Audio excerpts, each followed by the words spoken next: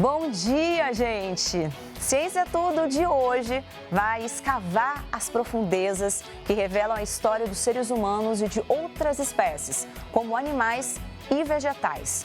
A gente vai falar sobre arqueologia, a ciência das sociedades humanas. E mais do que isso, a gente fala também sobre a paleontologia, que tem um foco em outras espécies, principalmente por meio dos fósseis. Por exemplo, os tão falados dinossauros. Eu sou a Karina Cardoso e vamos juntos em mais uma viagem pelo conhecimento. Tá no ar, Ciência é Tudo.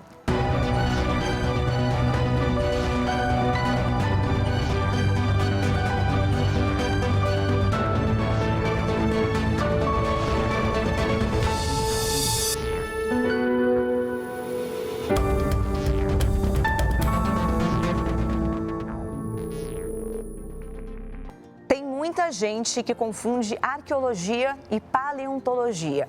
É verdade que as duas ciências são fundamentais para a gente entender o nosso passado, mas elas são bem distintas. Por exemplo, enquanto a arqueologia estuda as sociedades humanas antigas, os seus costumes, as suas culturas em um período mais recente de milhares de anos, a paleontologia pode investigar fósseis que chegam a milhões de anos. A gente vai ver agora quais são as principais características e também as diferenças de cada uma delas. Olha só.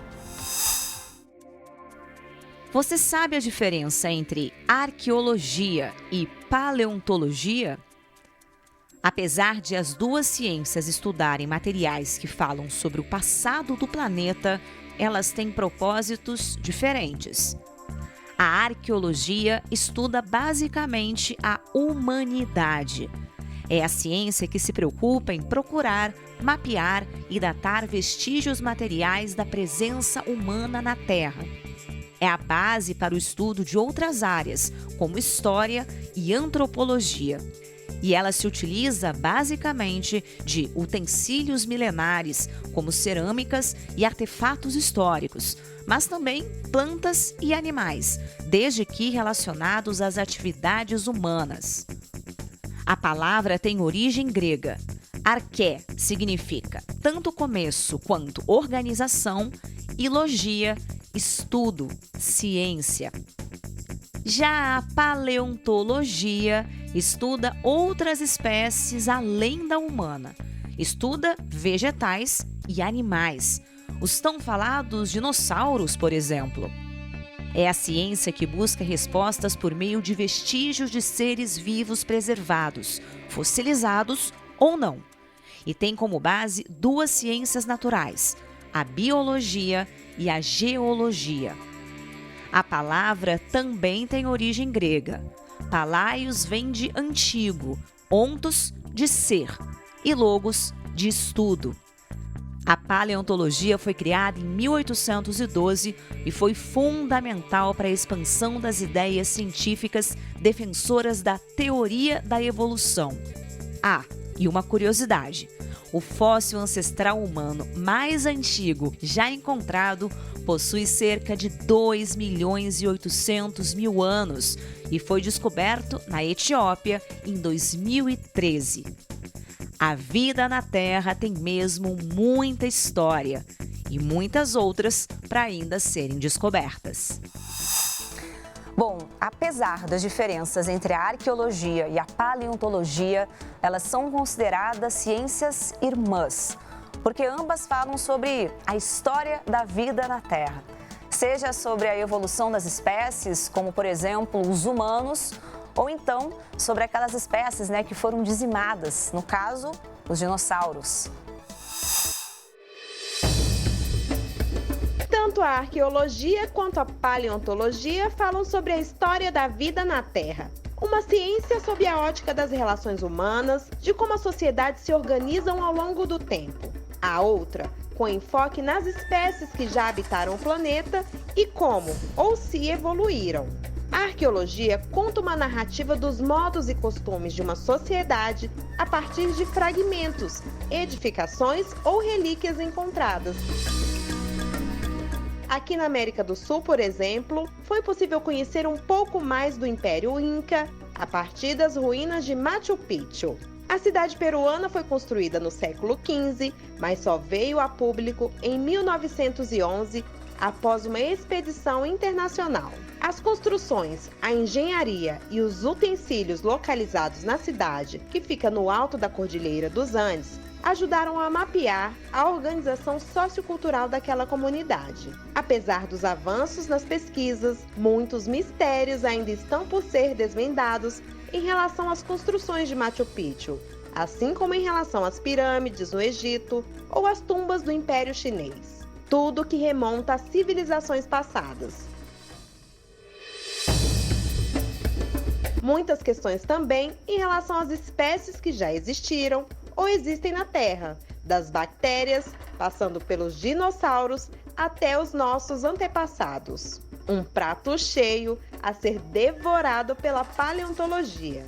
Se levarmos em consideração os cerca de 4 bilhões e meio de anos do planeta Terra e de uma diversidade que hoje tem quase 9 milhões de espécies catalogadas, conhecer o passado pode ajudar no futuro, como alerta uma campanha das Nações Unidas. Imagine if we had spent hundreds of billions per year subsidizing giant meteors. That's what you're doing right now. Think of all the other things you could do with that money. Around the world, people are living in poverty.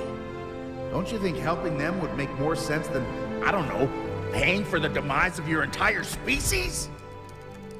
Let me be real for a second. You've got a huge opportunity right now. As you rebuild your economies and bounce back from this pandemic, this is humanity's big chance. So here's my wild idea. Don't choose extinction. Save your species before it's too late. Pampadromaeus barberenae, ou Amazonsaurus maranhenses, ou ainda Saturnalia tupiniquim. Nomes diferentes, né? São nomes científicos de alguns dos dinossauros descobertos aqui no Brasil. Você vai conhecer agora alguns sítios paleontológicos no país e vai saber também como é que são feitas as pesquisas nestas áreas. Olha só.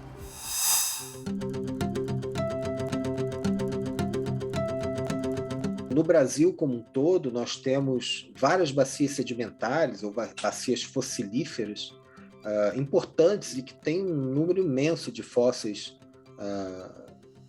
que são encontrados. Por exemplo, a gente tem a Bacia do Paraná, a Bacia Bauru, temos a Bacia do Araripe, no Nordeste, que pega ali a região de Piauí, Pernambuco e Ceará.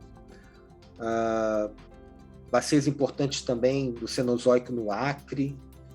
No Rio Grande do Sul, nós temos uma bacia importantíssima, com muito material fóssil importante relacionado não só aos dinossauros propriamente dito, mas à origem deste grupo, né, que estaria ali ocorrendo no Triássico, há cerca de 230 milhões de anos atrás. Inclusive, aquela região do sul do Brasil, norte da Argentina, provavelmente é considerado o provável berço do surgimento dos dinossauros aqui na Terra. Várias espécies de dinossauros já foram descobertas no país.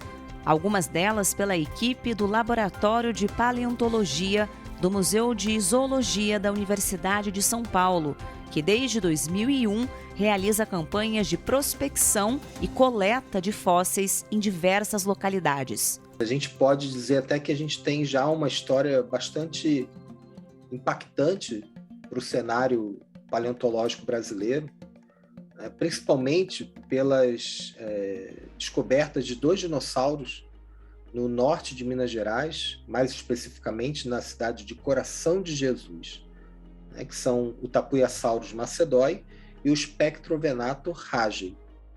Esses 2 dinossauros foram encontrados juntos, no mesmo afloramento, na mesma localidade, um por cima do outro.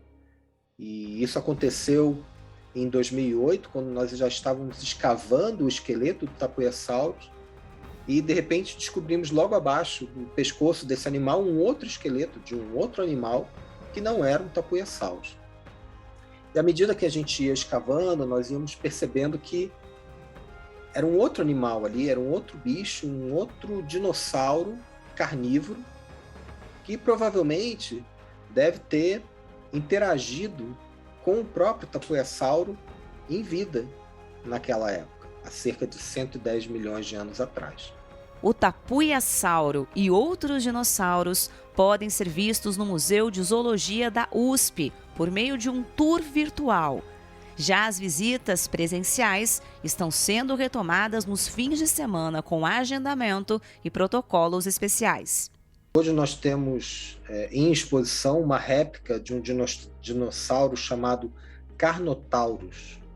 O Carnotaurus ele foi um dinossauro encontrado na Argentina, na província de Chubut, e que tinha aí em torno de uns 8 metros de comprimento, mais ou menos, era carnívoro. Ele viveu aí na Terra em torno de 75 milhões de anos atrás, o período que a gente chama de Cretáceo Superior. Nós temos também a representação em vida de um Velociraptor, que também era um dinossauro carnívoro, e esses fósseis eles são encontrados principalmente na Ásia, na região do Grande Deserto, que pega tanto a Mongólia quanto a China. O outro dinossauro exposto lá no Museu de Zoologia é o Tapuiasaurus macedoi, é a nossa joia, né, da exposição, é a nossa grande peça ali, que a gente tem bastante orgulho de expor. É uma réplica. A coleção de paleontologia do museu possui um acervo de aproximadamente 1.400 espécies catalogadas de fósseis de vertebrados e cerca de 150 de invertebrados. Outro acervo paleontológico importante pertence ao Museu Paraense Emílio Gueldi, instituição de pesquisa do Ministério da Ciência, Tecnologia e Inovações. Fundado em 1866 na cidade de Belém, é um dos mais antigos museus do país. Possui 19 coleções científicas integradas por mais de 4 milhões e 500 itens tombados. A coleção paleontológica reúne cerca de 7.200 registros. Os fósseis são provenientes principalmente da região amazônica.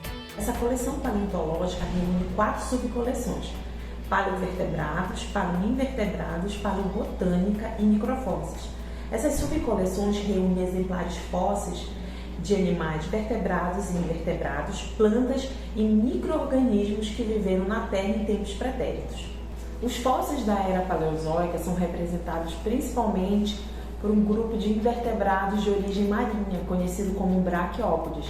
Boa parte desse material é proveniente da bacia do Amazonas. Essa bacia sedimentar ainda consta com registros de outros grupos fósseis, em menor quantidade.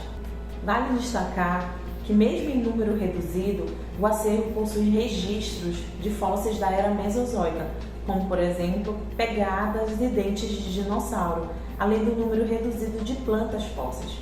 Essa escassez de alguns grupos fósseis se dá pelo tipo de preservação, o que dificulta os achados e dificulta assim também o trabalho do paleontólogo na recuperação desses fósseis.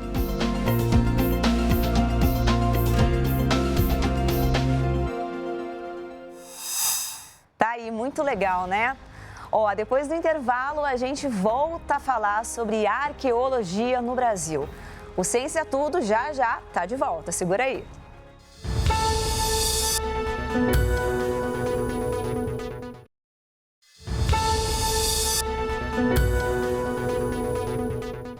Estamos de volta com o Ciência é Tudo. E agora a gente vai concentrar na arqueologia, porque descobertas recentes no Rio de Janeiro revelam detalhes impressionantes do período imperial no Brasil. Tá preparado para entrar no universo da arqueologia no Brasil?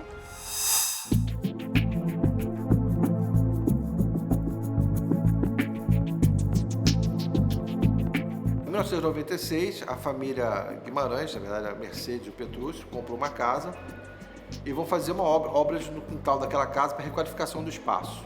Tinha que fazer algumas sapatas para construir algumas novos quartos para os filhos, se não me engano. E nesse momento começa a cavar os buracos, começam a sair ossos. Ossos esses que a princípio eu achava que fosse até de animais. Mas quando você vê que realmente existem ossos humanos, os ossos humanos são bem, você consegue notar eles, são bem presentes no cemitério, paralisaram as obras e foram ver o que estava acontecendo. Ali realmente o Cais do Valongo existiu ali, pequeno, estava um pouco mais adentro, mas ele estava ali. Aquela região ali marca o centro do mercado escravista do Rio de Janeiro. Se você olhar aqui direitinho pelas paredes que nós deixamos aqui, tem aqui suas contas, né? As suas pedras sagradas que vinham junto ao corpo, botões das suas roupas. Então, agora a gente consegue entender quem eram esses indivíduos ao qual a história silenciou. E também, através da arqueologia, a gente conseguiu entender o espaço por onde eles passavam, o espaço que eles viviam, porque a cidade hoje é completamente diferente. O cemitério dos Pretos Novos é um cemitério administrado pela Cúria do Rio de Janeiro. Ele era um cemitério que a matriz de Santa Rita cuidava, da freguesia de Santa Rita cuidava, né?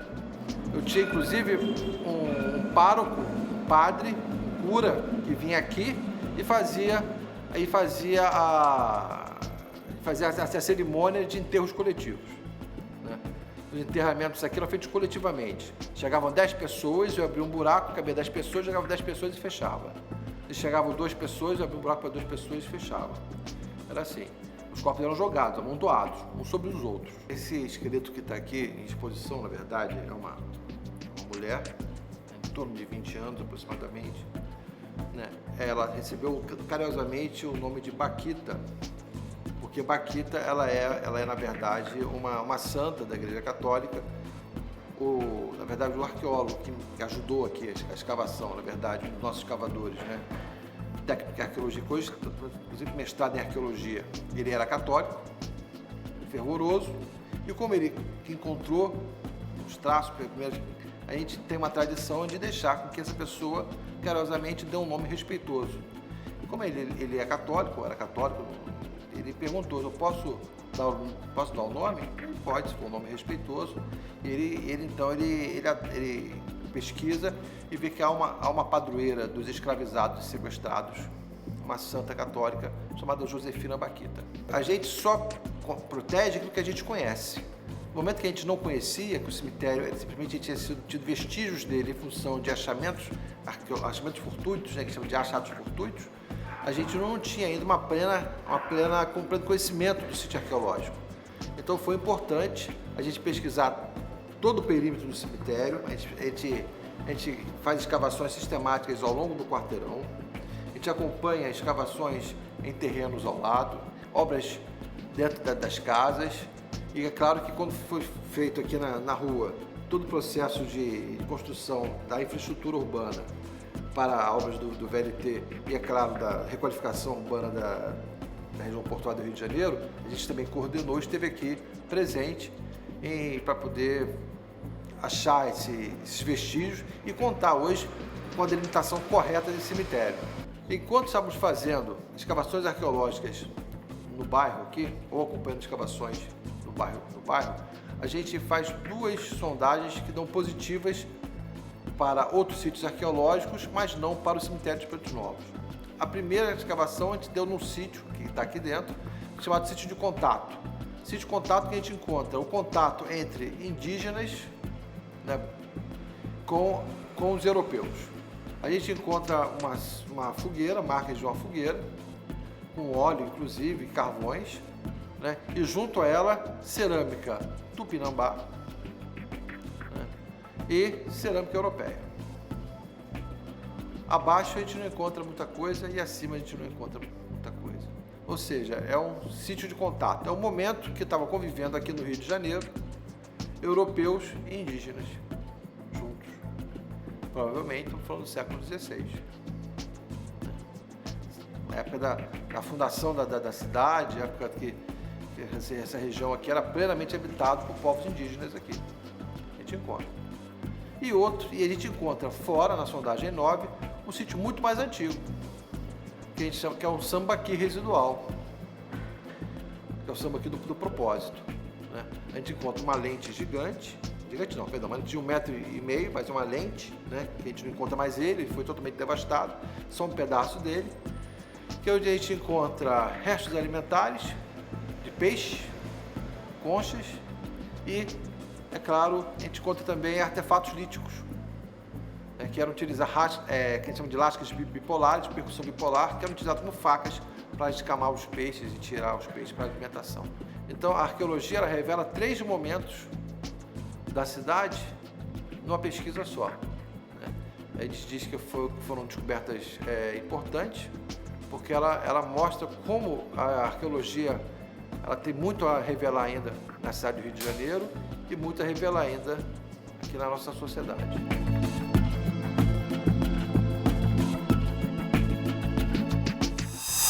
Você sabia que em 1925, o arqueólogo britânico Percy Fawcett, que inspirou o famoso personagem Indiana Jones, ele desapareceu durante uma expedição na Amazônia em busca de uma tal cidade perdida? Pois é, não é à toa que a região amazônica é apontada como um dos maiores complexos arqueológicos do mundo. Lá tem vestígios de pelo menos 5 ocupações humanas diferentes. Olha só que incrível. A arqueologia tem revelado informações importantes sobre os antigos povos indígenas que habitaram a Amazônia. Há 2 anos, um grupo de pesquisadores do Instituto de Desenvolvimento Sustentável Mamirauá, uma organização social do Ministério da Ciência, Tecnologia e Inovações, descobriu um novo complexo arqueológico durante a expedição à comunidade Bom Jesus da Ponta da Castanha, na Floresta Nacional de Tefé, no Amazonas. Esse complexo arqueológico, na verdade, ele representa uma grande importância para a história da Amazônia e das populações indígenas, porque na verdade demonstra o que nós, arqueólogos, muitas vezes consideramos, às vezes numericamente falando, como 3 ou 4 sítios arqueológicos, na verdade, pode ter representado uma única ocupação, ou seja, uma imensa aldeia sendo ocupada. E o que a gente também consegue ver é que muitas vezes os sítios arqueológicos eles são identificados e estão separados por algum rio, por algum lago ou algum igarapé. E muito provavelmente todos eles estavam conectados entre si, de alguma maneira como se fossem algumas divisões internas deles, como se fossem bairros, vamos dizer assim, pensando nos dias de hoje. E nessa região da Ponta da Castanha, até o momento foram encontrados 3 sítios arqueológicos, em toda essa área da Ponta da Castanha. Fora os outros sítios que estão também adjacentes a essa área da Ponta da Castanha, que nesse total deveríamos ter aproximadamente uns 10 sítios arqueológicos. Durante as escavações foram resgatados os mais inúmeros tipos de vestígios arqueológicos. Entre eles, e o mais abundante o que nós temos são os fragmentos cerâmicos, que são os que mais persistem ao longo do tempo. Mas fora isso, a gente também tem alguns instrumentos de pedra, nós também temos vestígios de ossos humanos ou de ossos de animais, também temos restos de carvão, e tudo isso, na verdade, a gente resgata durante as escavações. Além do que, nós também temos o solo, o próprio solo em si. Ele é um solo antrópico, ele é um solo produzido através da ocupação humana nessas áreas da Amazônia, que nós chamamos de terra preta de índio. E tudo isso, a gente, durante as escavações, a gente resgata eles e envia para o nosso laboratório, onde eles são analisados, e a partir daí nós conseguimos extrair maiores informações sobre o modo de vida, e sobre o momento de ocupação, em que formas eles ocuparam essa área. Nós não temos nenhuma datação direta para o radiocarbono desse material até o momento, mas olhando assim pelos traços culturais que encontramos em alguns vestígios cerâmicos, a gente estima que a ocupação mais antiga dessa área tem 3.000 anos, pelo menos. E ela chega aproximadamente de 3.000 anos até o período de 1500, já próximo ao contato com a colonização europeia. E o programa de hoje fica por aqui. Espero que você tenha gostado de começar esse sábado com muita ciência. Lembrando que para rever esse ou qualquer outro episódio, basta acessar o canal da TV Brasil no YouTube ou então maratonar tudo pelo aplicativo TV Brasil Play. Eu sou a Karina Cardoso, muito obrigada mais uma vez pela sua companhia e semana que vem a gente tá de volta. Tchau!